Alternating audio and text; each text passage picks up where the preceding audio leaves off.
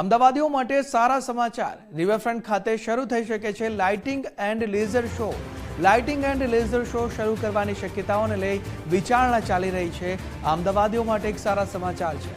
કંપનીના પ્રતિનિધિઓ સાથે સરકારની બેઠક થઈ ગઈ છે। નાયબ મુખ્યમંત્રી હર્ષભાઈ સંઘવી સાથે કંપનીના પ્રતિનિધિઓએ બેઠક કરી છે। વિશ્વ કક્ષાની લાઇટિંગ ઇમર્સિવ વિઝ્યુઅલ્સ ટેકનોલોજીનો ઉપયોગ થઈ શકે છે। એક મહત્વના સમાચાર કે કંપનીના જે પ્રતિનિધિઓ છે તેમની સાથે નાયબ મુખ્યમંત્રી હર્ષભાઈ સંઘવીએ બેઠક કરી છે। તે બેઠક થઈ ગઈ છે। રિવરફ્રન્ટ ખાતે શરૂ થઈ શકે છે લાઇટિંગ એન્ડ લેઝર શો। આજ મુદ્દે સંવાદદાતા નિકુંજ અમારી સાથે જોડાયા છે। નિકુંજ, શું છે વિગતો આ મુદ્દે? અમદાવાદ ખાતે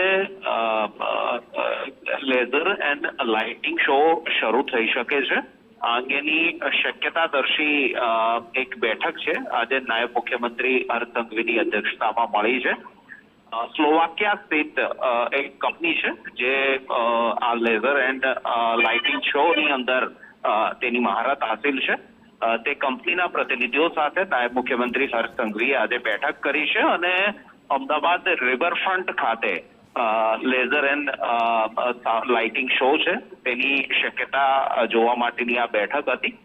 મહત્વનું છે કે સોમનાથ ખાતે લેઝર એન્ડ લાઇટિંગ શો કાર્યરત છે।